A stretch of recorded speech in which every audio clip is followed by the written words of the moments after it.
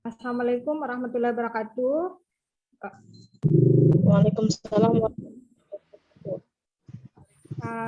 Perkenalkan, nama saya Suni Artling. Saya dari jurusan D4 Bidang Pendidik, Universitas Indonesia Timur. Saya di bawah bimbingan Ibu Yurniati, SST, MKes, MKep. Pada hari ini akan berbagi materi dengan adik-adik D3 Kebidanan tentang konsep dasar neonatus bayi dengan kelainan bawaan. Sebelumnya, tadi adik-adik sudah mendapatkan materi dari Bidan Salwa tentang konsep dasar neonatus dengan jejar persalinan.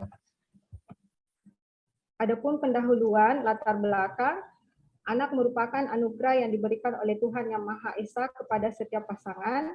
Setiap pasangan ingin mempunyai anak yang sempurna baik secara fisik maupun psikis, namun dalam kenyataannya masih banyak dijumpai bayi lahir dengan kelainan kongenital atau kelainan bawaan. Kelainan kongenital yang cukup berat merupakan penyebab utama kematian bayi di dalam bulan-bulan pertama kehidupannya. Kelainan kongenital atau bawaan dapat disebabkan oleh faktor genetik ataupun non-genetik. Faktor-faktor yang diperkirakan dapat berpengaruh terhadap kejadian kelainan kongenital traktus gastrointestinal pada neonatus antara lain adalah usia ibu, infeksi intrauterin, diabetes mellitus, status sosial ekonomi, dan bayi prematur. Adapun capaian pembelajaran, yang pertama, mahasiswa mampu menjelaskan konsep dasar neonatus bayi dengan kelainan bawaan. Terus yang kedua, mahasiswa mampu menjelaskan penyebab kelainan bawaan. Yang ketiga, mahasiswa mampu menjelaskan tanda-tanda kelainan bawaan. Yang keempat, mahasiswa mampu menjelaskan penata laksanaan kelainan bawaan. Nah, jenis kelainan bawaan. Sebelumnya, kakak mau bertanya sama adik-adik, apakah adik-adik sudah pernah mendengar tentang jenis-jenis kelainan bawaan ini, misalnya labiosisis, labiofalatosis, atau atresia esophagus? Ada adik-adik? Belum. Ada yang pernah? Oh iya. Baiklah, kita akan lanjut ke materinya. Yang pertama yaitu labiosisis. Pengertiannya, labiosisis adalah celah kongenital pada bibir atas atau biasa juga disebut dengan bibir sumbing. Adik-adik bisa melihat gambar di sebelah kiri.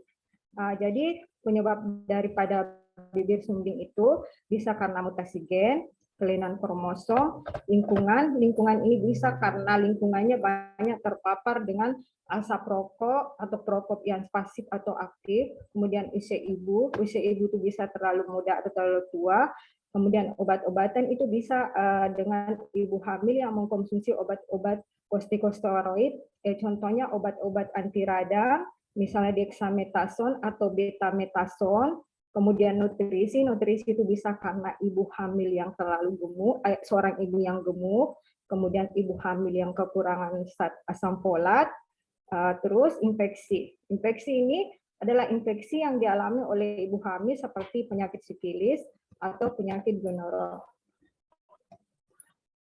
Tanda-tandanya yaitu celah pada bibir. Penata laksanaannya yaitu dengan mempertahankan jalan nafas, pemberian nutrisi yang cukup, perawatan dokter gigi, dan tindakan operasi. Kenapa harus ada perawatan dokter gigi? Karena pada saat bayi dengan kelainan bawaan dengan bibir sumbing tidak terdapat atau tidak tumbuh bibit gigi sehingga yang harusnya tumbuh gigi itu ruangannya kosong, seperti yang sebelah kiri gambarnya. Kemudian tindakan operasi. Kenapa perlu dilakukan tindakan operasi? Di samping untuk memperbaiki struktur fisik wajah, itu juga untuk supaya bayi bisa menyusui atau bisa berbicara nantinya. Yang kedua, labiofalatosis. Labiofalatosis beda dengan labiosisis. Labiosisis adalah bibir sumbing, ada bibir yang terbelah. Sementara kalau labiofalatosis itu adalah celah kongenital pada langit atau palatum durung damo. Jadi dia terdapat celah pada palatumnya. Ada bisa lihat gambarnya sebelah kiri. Penyebabnya juga bisa karena lingkungan, faktor genetik, gangguan transmisi kromosom. Tanda-tandanya itu celah pada langit, gangguan mengisap atau makan, otitis media virulenta, kemudian suara sengol, pertumbuhan gigi yang terganggu. Penata laksananya hampir sama dengan bibir sumbing tadi, tetap dengan pemberian nutrisi, perawatan dokter gigi, dan tindakan operasi. Yang ketiga itu atresia oesophagus. Atresia oesophagus di sini adalah adanya kelainan bawaan di mana saluran pencernaan buntu. Penyebabnya belum ada penyebab pasti. Tanda-tanda mulut berbuih, liur selalu meleleh, kemudian sinotis batuk dan sesak napas. Penata laksananya seharusnya ditengkurapkan untuk mengurangi kemungkinan isi lambung masuk ke paru-paru. Tindakan operasi. Yang keempat, kelainan bawaan yaitu atresia duodenum. Adalah kondisi di mana duodenum tidak berkembang dengan baik, tidak memungkinkan perjalanan makanan dari lambung ke usus. Penyebabnya juga belum pasti. Tanda-tandanya yaitu muntah banyak sesegera lahir berwarna kehijauan, terus muntah terus-menerus meskipun bayi dipuasakan, hilangnya bisis usus. Penata laksana itu dengan cara tuba orgastrik dipasang untuk mendekompresi lambung, memberikan cairan dan elektrolit melalui infus intravena, kemudian lakukan juga evaluasi anomali kongnital. Jadi evaluasi anomali itu adalah mencari penyebab terjadinya kelainan bawaan tersebut. Yang keempat, atresia duodenum. Yang kelima, atresia ani. Jadi atresia ani itu tidak adanya anus pada bayi. Jadi tidak ada anus pada bayi. Biasa penyebabnya karena putusnya saluran pencernaan dari atas sampai dengan daerah dubur. Gangguan organisis dalam kandungan, terus berhentinya berkembang embriologi di dalam usus. Tanda-tanda tidak ada anus, kemudian kedua perut kembung, tidak bisa defekasi, ileus obstruksi muntah. Penata laksananya memberitahukan kepada ibu hamil bahwa kandungan menginjak usia 3 bulan itu harus berhati-hati terhadap obat-obatan, makanan awetan, dan alkohol. Yang kedua, memeriksa lubang dubur bayi saat baru lahir, dan bila tidak ada segera dirujuk ke rumah sakit. Hisprum adalah yaitu tidak didapatkannya saraf simpatis dan parasimpatis di tunika muscularis usus. Jadi biasa juga hisprum itu diartikan gangguan pada usus besar yang menyebabkan feses terjebak di dalam usus. Jadi penyebabnya itu sampai sekarang belum diketahui secara pasti. Tanda-tandanya itu konstipasi sejak lahir, jadi dia feses tidak bisa keluar sejak lahir. Defekasi dibantu dengan pencahar, jadi biasa dibantu dengan obat-obat yang bisa mengeluarkan feses. Yang ketiga, kolon makin membesar, perut buncit karena tidak bisa keluar feses, akhirnya perutnya menjadi buncit dan muntah terus-menerus. Penata laksanaannya yaitu dengan cara dekompresi rektal tuba di NGT bila muntah, kemudian tindakan operasi kolostomi. Jadi ada tindakan operasi kolostomi itu yaitu adalah pembedahan dengan cara tindakan pembuatan lubang di bagian perut sebagai saluran pembuangan kotoran atau feses. Jadi dia dilakukan operasi supaya dibuatkan saluran sehingga feses bisa keluar. Itulah yang dimaksud dengan tindakan operasi kolostomi. Yang ketujuh, obstruksi biliaris itu adalah kondisi tidak adanya saluran empedu di luar hati atau tersumbatnya saluran empedu sehingga empedu tidak dapat mengalir ke dalam usus atau esophagus. Ada bisa lihat gambarnya di sebelah kiri. Penyebabnya itu bisa karena reovirus tipe 3, rotavirus, dan cytomegalovirus atau CMV. Pada pemeriksaan tanda-tandanya pada pemeriksaan fisik, hati terasa dia membesar dan mengeras, limfa juga sering teraba membesar, letak jantung abnormal, bunyi jantung abnormal, atau jumlah limfa yang lebih dari 1. Pada pemeriksaan laboratorium rutin ditemukan bilirubin yang tinggi pada urin dan rendah pada tinja. Nah, penata laksanaannya itu dengan cara operasi Kasai. Ada dia pernah dengar tentang operasi Kasai? Pernah? Bukan. Jadi tidak pernah. Jadi operasi Kasai itu dia itu dengan cara memotong saluran empedu yang tertutup, lalu menggantinya dengan usus halus dari bayi. Nah, kemudian transplantasi hati yaitu dengan cara mengganti hati yang sakit, yang rusak dengan hati yang baru atau biasa disebut dengan cangkok hati. Sampai sini ada yang sudah mengerti adik-adik? Sampai sini dimengerti adik-adik? Ya, Kak. Kalau begitu kita lanjut ya, omfalokel. Jadi pengertian daripada omfalokel adalah kelena yang berupa protrisi isi rongga perut, keluar dinding perut di sekitar umbilikus, benjolan terbungkus dalam satu kantong. Penyebabnya itu omfalokel terjadi karena dinding abdomen gagal untuk berkembang selama masa embrio saat berusia 10 minggu. Tanda-tandanya itu bisa protrusi dari kantong yang berisi usus dan viscera abdomen, kemudian pada omfalokel tampak kantong yang terisi usus dengan atau tanpa hepa. Pada omfalokel yang besar bisa terjadi distosia dan bisa mengakibatkan luka pada hepar. Adik-adik bisa lihat gambarnya sebelah kiri. Penata laksanaan daripada omfalokel ini dilakukan tindakan operasi dengan tujuan memasukkan protrusi usus dan menutup lubang hernia tersebut. Yang ke-9 adalah hernia diafragmatika. Pengertiannya adalah penonjolan organ perut ke dalam rongga dada melalui suatu lubang pada diafragma. Penyebabnya juga belum pasti diketahui. Tanda-tandanya itu gangguan pernapasan yang berat, cyanosis. Cyanosis itu warna kulit kebiru-biruan akibat kekurangan oksigen. Tachypnea itu laju pernapasan yang cepat. Bentuk dinding dan dada kiri, dada kanan tidak sama atau asimetris. Takikardi itu sama dengan denyut jantung yang cepat, lambung, usus, dan bahkan hati dan limpa menonjol melalui hernia.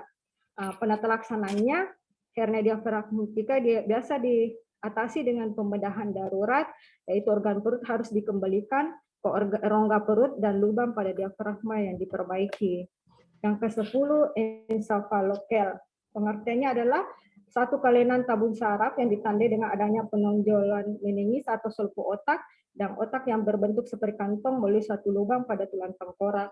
Penyebabnya itu bisa karena infeksi, faktor usia ibu yang terlalu muda dan tua ketika hamil, terus mutasi genetik ini biasa disebabkan karena faktor keturunan, misalnya memang ada ensefalokel pada keluarga maka akan diturunkan kepada keturunannya. Kemudian pola makanan yang tidak tepat.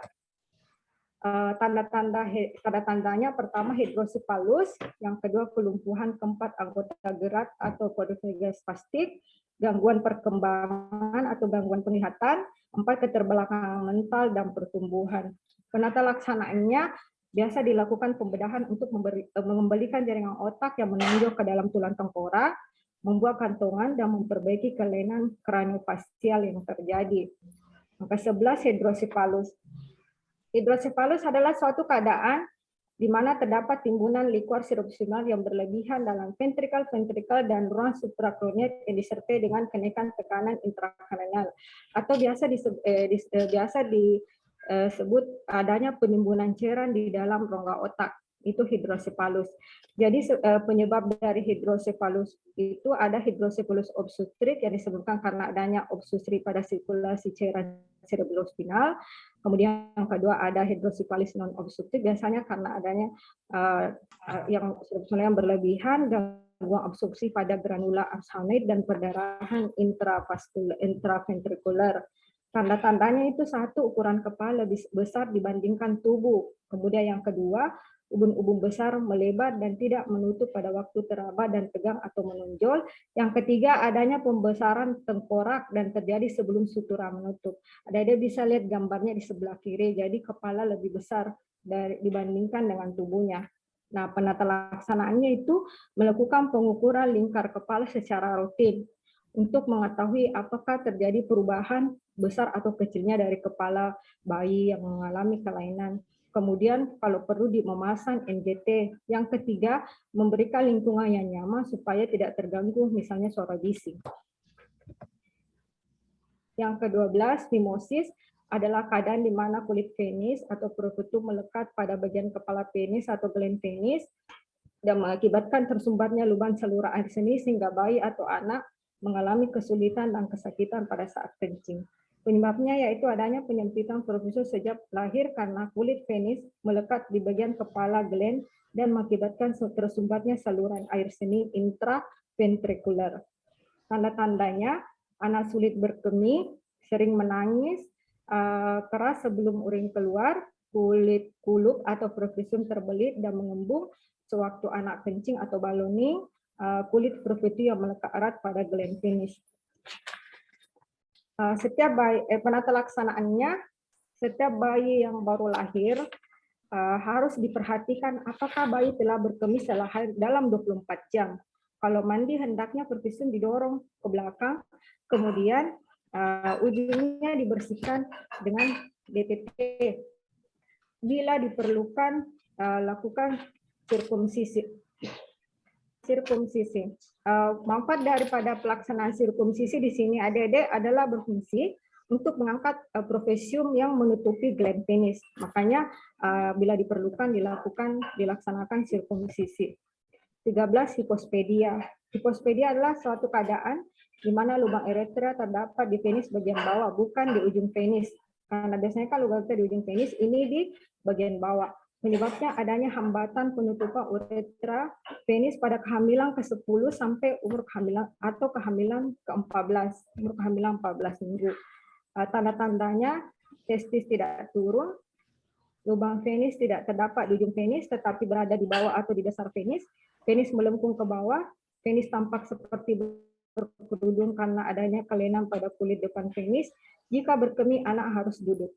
Adik-adik bisa lihat gambarnya. Penata laksanaannya bisa dengan membuat penis hipospedia dengan jalan pembedahan dengan tujuan membuat penis yang lurus dengan memperbaiki korde, membentuk uretra atau mitus yang bermuara pada ujung penis untuk mengembalikan aspek normal pada genitalia eksternal. Sekian dan terima kasih.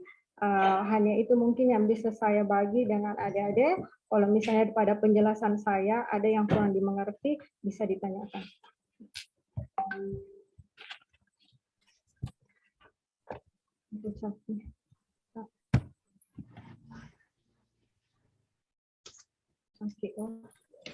Ya, di kolom chat sudah ada itu.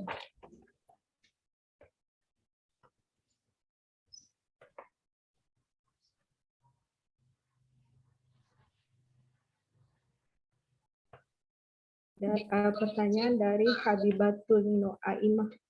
Ya. Ada yang mau bertanya, Dek? Di kolom chat sudah ada. Ada yang mau bertanya? Di kolom chat sudah ada. Yang lain silakan bertanya atau mau nulis di kolom chat silakan.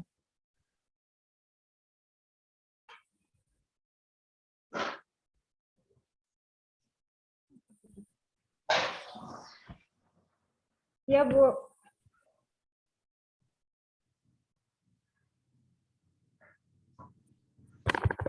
Untuk dari Dewi Sartika tadi yang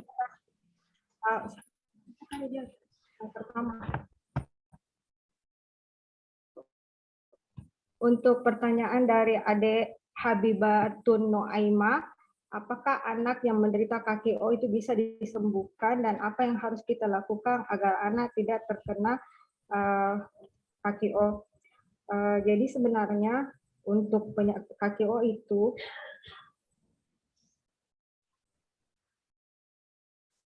sebenarnya sering terjadi pada bayi balita. Umumnya penyakit KKO itu tidak berbahaya dan tidak membutuhkan penanganan yang karena akan membaik pada saat anak mencapai umur 12 sampai 18 bulan. Akan tetapi untuk penyakit KKO itu terkadang perlu diwaspadai dan diperiksakan ke dokter apabila menimbulkan rasa sakit pada bayi. Bagaimana, Adek? Habibatul Noaimah? Iya, Kak, bisa dipahami. Makasih. Kemudian untuk Dewi Sartika Putri, bagaimana cara mengetahui bahwa bayi yang dikandung mengalami kelainan di dalam kandungan dan apa itu pemasangan NGT? Jadi pertama-tama itu yang harus kita mungkin adik-adik sudah mendapatkan materi tentang kehamilan. Jadi untuk mendeteksi secara dini bahwa bayi akan mengalami kelainan itu dengan cara memeriksakan kehamilan secara rutin. Jadi sekarang itu apabila ibu-ibu hamil datang berkunjung ke puskesmas, kita akan melakukan deteksi dini dengan cara screening awal. Jadi nanti dengan cara screening awal kita akan mengetahui bahwa ibunya bahwa apakah ibunya mengalami kelainan, terus bayinya mengalami kelainan dalam kandungan dengan cara memeriksakan kehamilannya secara teratur.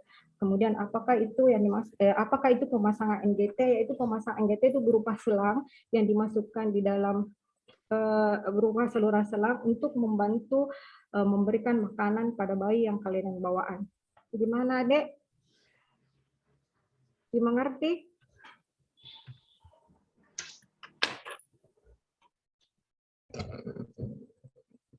Bagaimana Adik Dewi Sartika Putri? Jawabannya tadi Dewi Sartika Bisa Putri. diulang, Kak? Bagaimana cara Bisa kita diulang, Kak, soalnya saya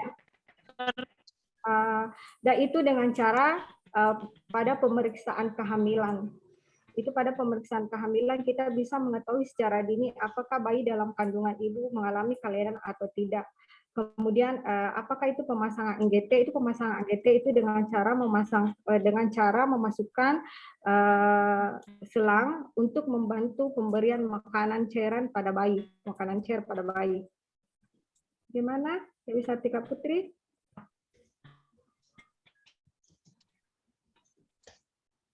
Halo Dewi Sartika Putri.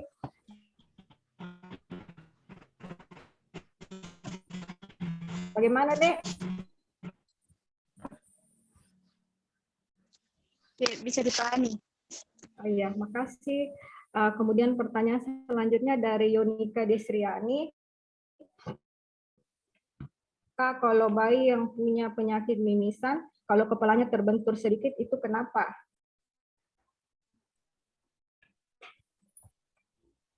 Jadi sebenarnya penyakit mimisan itu adalah bagian biasa disebabkan karena dari hidung, di mana bagian tulang rawan cenderung lebih rapuh, sehingga pembuluh darah di sekitarnya lebih mudah mengalami robek.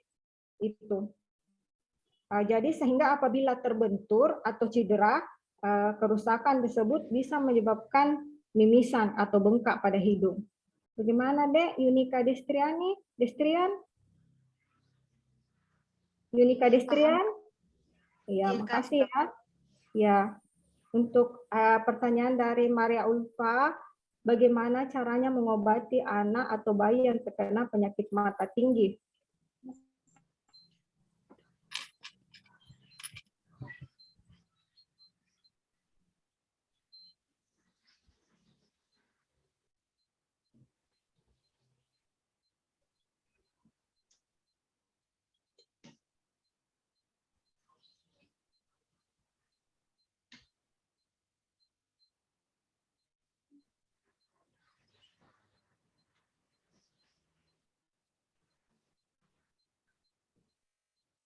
Biasa disebabkan apabila bayi terkena mata tinggi itu biasa disebabkan karena dia demam tinggi. Jadi perlu dilakukan tindakan awal, yaitu dengan supaya dia tidak terjadi kejang. Itu tindakan pertama adalah kompres